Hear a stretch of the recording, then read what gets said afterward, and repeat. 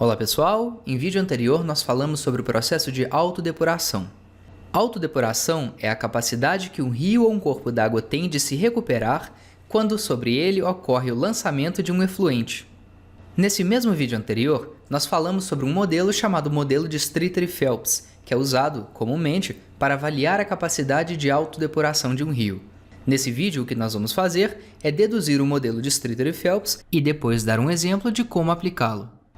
Vamos tomar um rio como exemplo e vamos adotar um eixo X que vai seguir o percurso do rio longitudinalmente.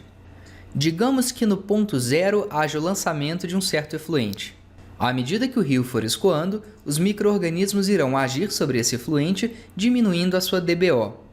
Ao mesmo tempo, eles consumirão oxigênio disponível no rio, causando a sua diminuição. Como nós já falamos, essa diminuição na concentração de oxigênio é um parâmetro importante. Isso é devido ao fato de que, se a concentração de oxigênio ficar muito baixa, pode ocorrer morte de vários organismos que vivem no rio.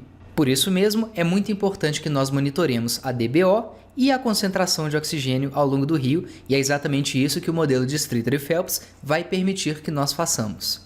Vamos tomar um certo ponto arbitrário, a jusante do lançamento do efluente, e vamos denotar por L a DBO nesse ponto e por CO2 a concentração de oxigênio dissolvido nesse ponto. Para monitorar essas duas grandezas, nós vamos recorrer à equação da continuidade molar, que nós já vimos em outro vídeo. Se você não tem certeza de onde veio essa equação, eu recomendo que você vá ver esse nosso outro vídeo. Como nós estamos interessados em monitorar a DBO e a concentração de oxigênio, vamos escrever duas equações da continuidade, uma delas para o oxigênio dissolvido e a outra para a DBO. Uma das suposições do modelo de Streeter e Phelps é que a concentração e a DBO variam apenas em relação ao eixo X do rio, ou seja, elas não variam com a profundidade ou com a largura do rio. O modelo é, portanto, unidimensional, e dessa forma nós podemos desprezar os termos que levam em consideração os eixos Y e Z. As equações então simplificam consideravelmente e assumem a forma mostrada nessas expressões. Uma outra consideração importante é a de que nós estamos no regime permanente. No regime permanente, as propriedades não variam com o tempo e, portanto, os termos da direita são iguais a zero. Mais uma suposição é de que a velocidade é constante ao longo do rio. Dessa forma, nós podemos tirá-la das derivadas e simplificar mais um pouco as nossas expressões. Nós precisamos agora modelar as velocidades de geração de oxigênio, RO2, e velocidade de geração de DBO, RL. O modelo de Streeter e Phelps parte do pressuposto que a taxa de geração de DBO ou de consumo de DBO segue uma cinética de primeira ordem. Ou seja, quanto maior é a DBO, maior é a sua velocidade de degradação. E a constante de proporcionalidade entre essas duas grandezas é o que nós chamamos de constante de desoxigenação, escrita aqui como K1. Note o sinal negativo nessa expressão. O sinal de negativo indica que a DBO está sendo consumida. A taxa de geração de oxigênio é a soma de dois termos. O primeiro termo representa a difusão de oxigênio da atmosfera para a água. E por essa razão, o termo K2 é o que nós chamamos de constante de reaeração. O termo CS é a concentração de saturação de oxigênio na água à temperatura considerada. O segundo termo denota o consumo de oxigênio pelos micro-organismos. De posse dessas duas expressões, nós podemos substituí-las nas equações da continuidade e obter as seguintes expressões. Vamos começar trabalhando com a expressão de baixo, que é um pouco mais simples. Vamos trazê-la para um slide separado e agora vamos rearranjá-la. Essa é uma equação diferencial ordinária de primeira ordem que tem solução analítica. E a solução é L0 é elevado a menos K1 sobre U vezes X, em que L0 é a DBO no ponto de lançamento do efluente, ou seja, quando X vale zero. Vamos guardar essa fórmula. Vamos agora para a equação que ficou faltando. Veja que essa equação é um pouco mais complicada. Para que a sua solução fique um pouco mais fácil, nós definimos uma variável D, que é o déficit de oxigênio, que é definida como a concentração de saturação menos a concentração de oxigênio. Por que é que essa variável facilita a solução? Vamos ver o que acontece com a sua derivada. A derivada de D em relação a x é, por definição, a derivada de CS menos CO2 em relação a x, que é igual à derivada de CS em relação a x menos a derivada de CO2 em relação a x. A concentração de saturação do oxigênio na água não varia com a posição, portanto sua derivada é igual a zero, e nós obtemos essa expressão. Em outras palavras, a derivada da concentração de oxigênio em relação a x é igual a menos a derivada de d em relação a x. Substituindo os resultados na expressão de cima, veja que ela simplifica bastante. O valor de L nós já calculamos. Ele é igual a L0 é elevado a menos K1 sobre U vezes x. Substituindo na equação, obtemos essa expressão. Rearranjando os termos, nós obtemos essa nova expressão que tem um aspecto um pouco mais limpo. Novamente, nós temos uma equação diferencial ordinária de primeira ordem que tem solução analítica. O processo de resolução dessa equação é um pouco demorado e pode ser feito, por exemplo, usando o fator integrante. Para não deixar o vídeo muito longo, eu vou omitir essa parte e pular direto para o resultado final, que é essa expressão. Nessa expressão, a variável D0 é o déficit de oxigênio no ponto de lançamento do efluente, ou seja, quando x é igual a zero. Juntando essa expressão com a expressão para DBO, nós obtemos o modelo de Streeter e Phelps. Para deixar a coisa um pouco mais concreta, vamos utilizar essas equações e resolver um exemplo.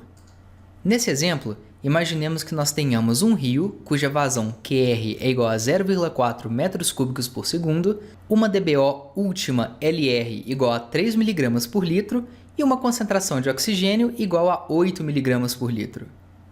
Esse rio possui área de seção transversal igual a 1 metro quadrado e a concentração de saturação de oxigênio, vamos supor que seja igual a 8 mg por litro. Suponhamos também que seja lançado um determinado efluente a uma vazão de 0,06 metros cúbicos por segundo, com uma DBO última de 340 mg por litro e tendo uma concentração de oxigênio igual a 0 mg por litro. O primeiro passo desse exercício é determinar a vazão total após a mistura. A vazão total será a vazão do rio mais a vazão do efluente, que é igual a 0,4 mais 0,06, ou seja, 0,46 metros cúbicos por segundo.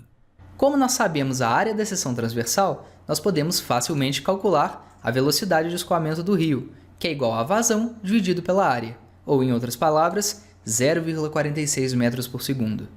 A DBO, como já mencionado em vídeo anterior, é a média ponderada das DBOs pelas vazões, ou seja, LE-QE mais LR-QR dividido por Q total. Substituindo esses valores, nós obteremos 46,96 mg por litro.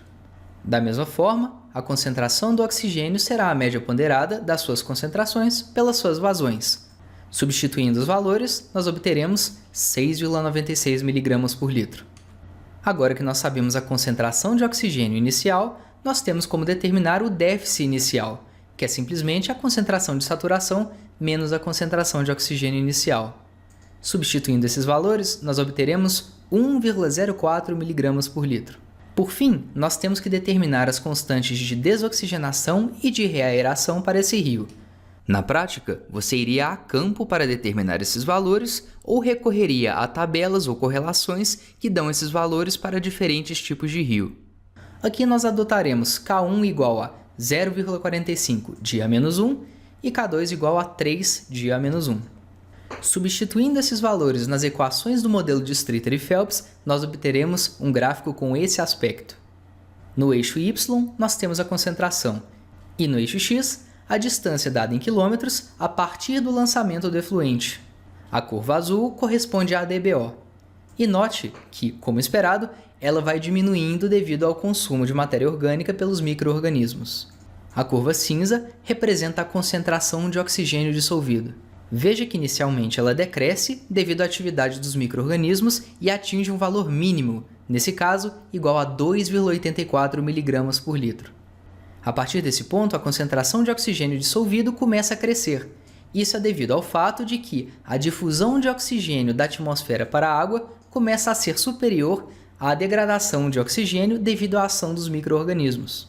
E o mesmo resultado pode ser visto pela curva laranja, que mostra o déficit de oxigênio, que apresenta um máximo exatamente no mesmo ponto em que a curva de concentração de oxigênio apresenta o seu mínimo.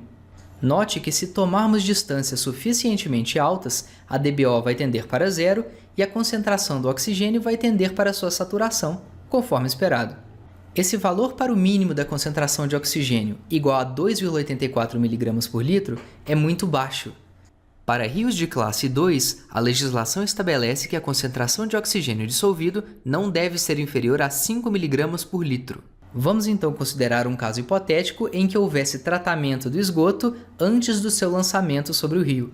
Vamos imaginar que esse tratamento de esgoto fosse capaz de remover 50% da DBO última a ser lançada no rio. O gráfico, nesse caso, seria esse mostrado na figura. Veja que a concentração mínima de oxigênio seria igual a 5,21 mg por litro, que está acima do valor mínimo estabelecido pela legislação. Todos os cálculos desses exemplos foram feitos em Excel, e em um próximo vídeo nós vamos mostrar como fazê-los. Mas por hoje é só. Espero que você tenha gostado do vídeo, e se gostou, se inscreva no nosso canal e não se esqueça de curtir, comentar e compartilhar. Muito obrigado!